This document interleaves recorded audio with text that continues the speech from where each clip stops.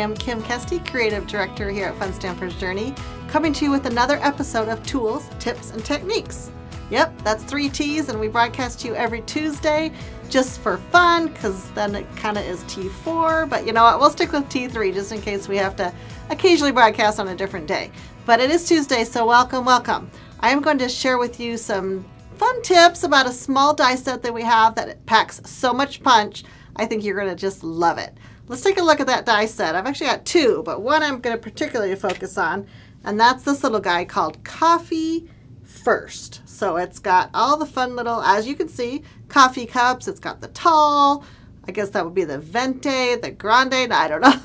Tall, two sizes of cups in any case. Several different caps, several different of the little sleeves that go on. It's even got a straw. What could be better? So there's 8 different dies in that super tiny, adorable die set. And then I just pulled this one out too. This is the Bunch of Hearts die set, and it's just a little cutie. And for this particular project, I'm only using the hearts that pop out of there because they just happen to be the perfect size for my project. So super fun.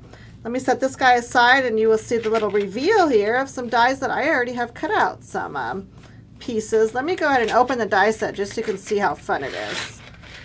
Pour all those little fun pieces out. So there's the straw. I'm going to use that later. Here's our 2 sizes of cups. So I'll kind of move these apart here. So again, you can have your little, taller drink, your more small drink. So it's got the little dome lid, which I think is super fun. And then the normal coffee cup lid. And then the 2 different sleeves. I really love this one. It's got the little piercing detail. How cute is that? And then it's even got the little tiny tag. So no matter if this is coffee or tea or what it is, you're going to have a fun little label there to add to your project. So I decided I was going to go for some fun kind of rainbow colors here. I didn't necessarily put them in rainbow order, but let's just kind of group them around. Love all of our cardstock colors here at Fun Stampers Journey. This one in particular is one of my favorites. This one is a red, but it's actually called Rich Coral, and it's got just a little bit of that fun orange red tone to it. Hopefully that is picking up on your video monitor wherever you're looking at. So now I'm going to go ahead and adhere some different pieces together. I'm going to try to put all of these cups on my card. I think it'll be a good time. I am going with a little bit bigger card base than I normally do, which is a little bit different for me, but I think it's fun to explore with different size cards, right? We do love our A2 sizes, but we don't always have to stick with A2. Now what I'm doing first is I'm putting all the little labels on my little cups here. And I'm going to kind of mix them up. I do like this order. Let's see, maybe I'll do yellow. I'll split up those red tones. So I'm going to kind of look at it and just, put my different labels on for each cup. And I'm just adhering these down. You could use glue, you could use your tape runner, whatever your preferred method of adhering those on is. Let's do another pierced one. This die is so much fun. Can you just picture that if you did these little sleeves out of our, say for instance our oatmeal cookie or any other color, then it would be kind of that more corrugated look. Or you could even cut them out of our corrugated stock. We have some great corrugated stock in that natural color. So I've got all my little cups here. So this is where the little hearts come in. So I've got those little hearts from that Bunch of Hearts dies. And because I don't want to get it too busy, I didn't really mix and match my colors for my cups. I kind of wanted it to be, that same theme going on. So I'm just going to match the hearts to my cardstock color. So remember we talked last week about using scraps? This would be a great project. Absolutely perfect for the small die. Just grabbing your little scrap bin and get all your little scraps out and cut them up. This would even be a fantastic project to make several extra cups, more than what you're going to put on your single project. Wouldn't this be adorable on a little tag, on a little gift card holder? I just can't even imagine all the possibilities of your sweet little coffee cups or tea cups.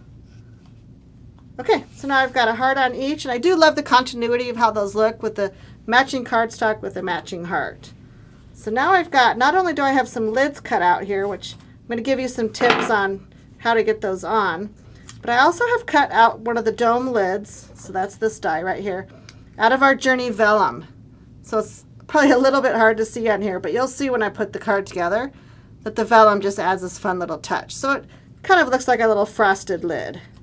It'll look like something like that when we get it on. Super cute. All right, let me kind of get these aside a little bit here. So before I add my lids, because I want to pop them up, I'm going to just work on the background of my card for a minute here. And there's a couple things I want to share with, a couple tips.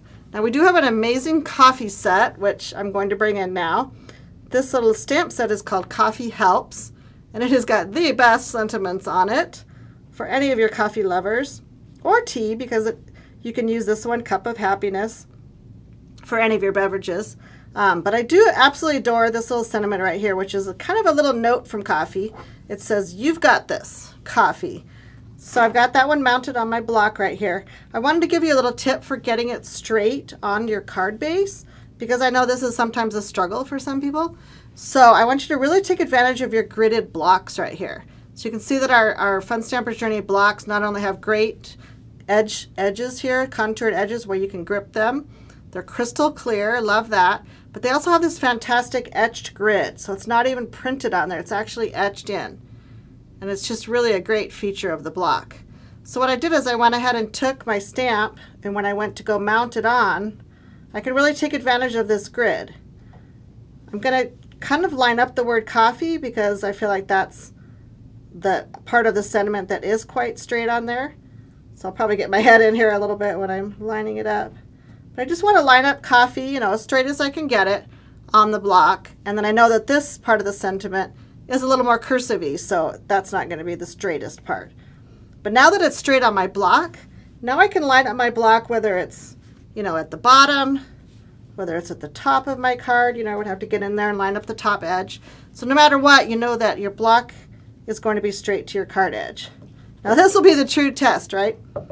See if when I stamp it, it actually comes out that way. Hopefully it will, and I won't accidentally turn it. So I'm going to go for kind of getting it close to this bottom edge. So excuse my head, I'm going to get it in here just a little bit. And I'm just lining up the edge of the block with my paper. And we'll see if it comes out more or less straight. Not too bad, not too bad. So basically the word coffee is straight with the bottom edge of my cardstock, and then of course the script just kind of has fun once you got that on. So I'm going to bring in a little bit of my Pool Play ink. I know that up here I'm going to have a couple of those vellum lids. So when I first laid down my coffee cup, so say for instance this is my middle cup, and I went ahead and put the vellum on, you know, it doesn't show up a whole lot. It shows up a little bit, but I thought, you know, if I come in with a little bit of blue ink behind, I think that's going to make that lid pop just a little bit more. And now I've got one of our large daubers, and then I'm just going to come in a circular motion and just kind of start adding some kind of inky little background here. So I kind of wanted just to resemble a little bit of sky. You've probably seen me do this before on projects. It's kind of my go-to background now for a while. Get on a little kick of doing it. Do you ever get on kicks with your crafting where you're like, get one technique and you just want to do it over and over and over? I think we all do. So most of this is going to get covered up by the cups, and that's fine. I'm not too worried about it. I do want to make sure I have, you know, enough up here so the vellum pops through. And I'm also going to go at a slight diagonal. That means I'm going to put a little bit extra here and a little bit extra here. That's just going to help draw my eye right across the card. So another little tip to add a little motion to your card. So now when I want to start adhering my cups, I'm going to share one more tip, because when I start putting them on, you can see that this is, like I said, a little bit bigger card base than your average A2, because I did want 5 cups on here. You know, we got to have odd numbers, right? So what I'm going to do is I'm going to grab my medium foam squares, and I'm going to put one on the back of each cup, but I'm not going to peel the back off. So this allows me to kind of play around with the placement and kind of decide which cup goes on top, which cup goes below. And because I haven't peeled off that backing, I have tons of flexibility. And then I can just go ahead and, actually let me adhere this down real quick so it will stay in place. This is just going to go on this Cool Pool mat. And then I'll come back again and put it on a white card base. But get that so it stays still. So now I've got green, blue, rich coral, lemon drop, watermelon fusion. This is electric lime, by the way, in pool play. So again, just kind of trying to decide where to put them. I think the blue one goes under both. Yellow one can probably tuck under there. So again, kind of play with your placement. Maybe they all go a smidge lower. That looks fun. Now you can easily just take them one at a time. You know, take off that foam square. And you can always play around with them a little bit and adjust them, you know, even if you have to peel up your square a little bit. But looks kind of fun. I do particularly want this red one a little lower, and I'm doing that for a reason, because of that vellum lid. So when I go ahead and put the vellum on, it's going to have something to stick to. Does that make sense? You'll see in just a second when I do that. I'm going to check this one. So already it's looking super fun, super playful. I love that. I'll show you how I got my white lid on. I probably won't just do all of those, but I went ahead and cut a foam square in half because I'm going to add this lid. Now you could do it with a regular foam square, or you can pop it up even more. I think I'm going to double pop this one. Am I crazy or what? So I'm going to stack 2 foam squares on top of each other. Let's see if Roy gets in close. I know he's pretty good at that. So I'm just stacking 2 foam squares, one on top of each other. See, they're kind of crooked right there? Yep. And then that way, when I add this lid right here, it's going to even add a little more dimension to my electric lime cup there. All right, I guess I'll do one more. I'll do the blue lid real quick so then I can share a little tip on that vellum. Again, double popping it. Okay, so now I'm going to take a little bit of our craft glue. Got some right here. So this is just our Journey craft glue. And sometimes we do struggle, how do we adhere the vellum? I think for this project it's perfectly cute to add a little bit of glue right here. And even if the glue doesn't dry 100% clear, which it actually does pretty darn good, it can almost look like the seal of the cup, right? So that's my little cheat. But I can also put, and I can see that as I put it on here, I can add a little bit more glue here on this blue cup, and it's going to help just hold the cap of that vellum down. So I am going to smooth it just a little bit with my finger so I can have a little bit smoother joint, I guess you would say.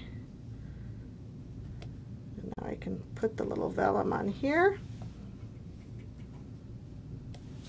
And again, I don't mind that it has just a little bit of that glue kind of showing through, and then that extra glue there is going to hold it down. You can even put it a little bit up here, glue it to your yellow cup, just as long as it doesn't pop off, especially when you want to put this in a, you know, an envelope or whatnot. So super fun. I would continue on, maybe add a little tag to this little electric lime cup. I did go ahead and cut a couple of my straws out because I think the vellum tops need the little straw, so I cut those out of a piece of pattern paper or black and white stripe.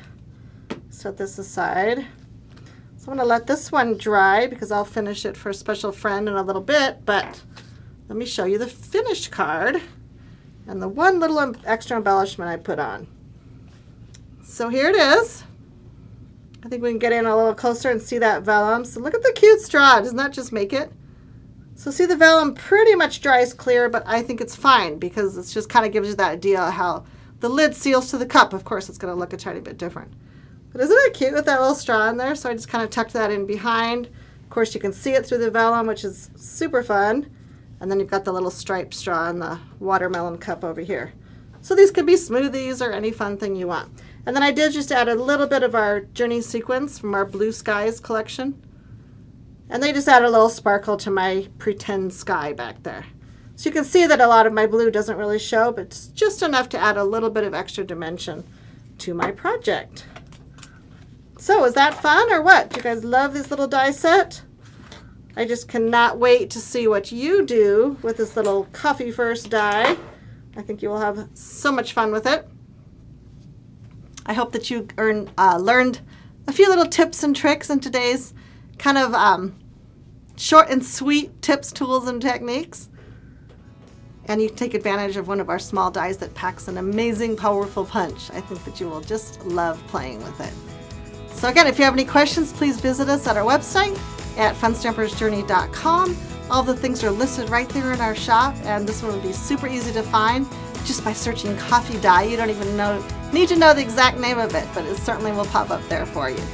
Again, have a great week, have fun crafting, and I hope you enjoy bringing paper to life.